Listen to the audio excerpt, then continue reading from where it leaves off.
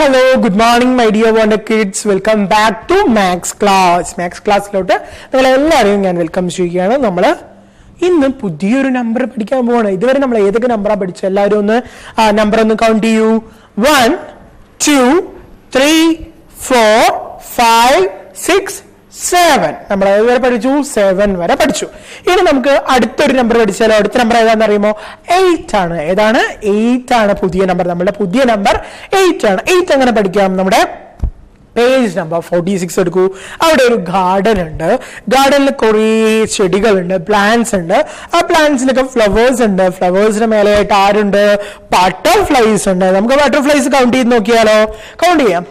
1 2 3 4 5 6 7 and 8. നമുക്ക് 8 ബട്ടർഫ്ലൈസിനെ അവിടെ കാണാം. 8 ബട്ടർഫ്ലൈസിനെ കാണാം. 8 ബട്ടർഫ്ലൈസ്. ഇനി നമുക്ക് അടുത്ത ഫ്ലവേഴ്സ് കൗണ്ട് ചെയ്യാം. 1 2 3 4 5 6 7 8. അവിടെ 8 ഫ്ലവേഴ്സും ഉണ്ട്. അപ്പൊ 8 ബട്ടർഫ്ലൈസും 8 ഫ്ലവേഴ്സും അവിടെ ഉണ്ട്. ആ ഗാർഡനിലുണ്ട്. ഇനി താഴെ നമുക്ക് വീണ്ടും അവിടുത്തെ ബട്ടർഫ്ലൈസിന്റെ നമ്പർ കൗണ്ട് ചെയ്യാൻ തന്നിരിക്കുകയാണ്. അത് കൗണ്ട് ചെയ്താൽ എത്ര കിട്ടുന്നുണ്ട്? 8 കിട്ടുന്നുണ്ട്. അടുത്തൊരു ട്രോഫിയുടെ പിക്ചർ നമ്മൾ മുമ്പ് പഠിച്ചു അല്ലെ? ട്രോഫിയാണ് പഠിച്ചത്. നമ്മൾ ഒരു ട്രോഫിയെ കുറിച്ച് മുമ്പ് ഒരിക്കൽ ഒരു ക്ലാസ്സിൽ പഠിച്ചിരുന്നു.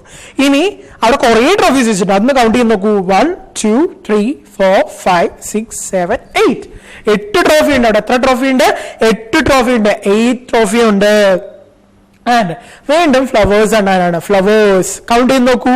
1 2 3 4 5 6 7 and 8 ഫ്ലവേഴ്സ് കൂടെ ഉണ്ട്. ഓക്കെ, ഇനി നമുക്കൊരു ആക്ടിവിറ്റി ഉണ്ട്. ആക്ടിവിറ്റി ചെയ്യണം. ആക്ടിവിറ്റി എങ്ങനെയാ ചെയ്യാന്ന് അറിയോ?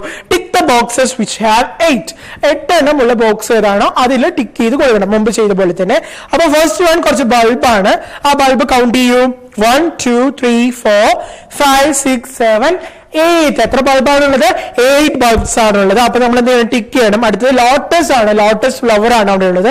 ആ ഫ്ലവർ കൗണ്ട് ചെയ്യുക. അവിടെ 8 ഉണ്ടെങ്കിൽ ടിക്ക് ചെയ്യുക. 8 ഇല്ലെങ്കിൽ എന്ത് ചെയ്യുക? ഒന്നും ചെയ്യണ്ട.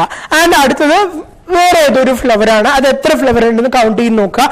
8 ഉണ്ടെങ്കിൽ എന്ത് ചെയ്യണം? ടിക്ക് ചെയ്യണം. 8 ഇല്ലെങ്കിൽ ടിക്ക് ചെയ്യണ്ട. ഓക്കെ, ഇനി നമ്പർ 8 എങ്ങനെ എഴുതാമെന്ന് നോക്കാം. നമ്പർ 8 ഇങ്ങനെയാണ് എഴുതുക. നമ്പർ 8 ഇങ്ങനെ എഴുതാം. ഇതിനെയാണ് എന്ത് പറയുക? 8 എന്ന് പറയുക. 8ന്റെ സ്പെല്ലിംഗ് എന്താണെന്ന് അറിയാമോ? EIGHT. നിങ്ങളുടെ ടെക്സ്റ്റിലുണ്ട് സ്പെല്ലിംഗ്. നോക്കൂ. EIGHT. നിങ്ങളുടെ ഫിംഗർ അതിലേക്ക് പോയിന്റ് ചെയ്യൂ. EIGHT. 8നെ പരിചയപ്പെടാൻ നമുക്ക് അപ്പുറത്ത് ഒരാളുടെ പിക്ചർ ചെയ്യുന്നുണ്ട്. അത് ആരാണെന്ന് അറിയാമോ?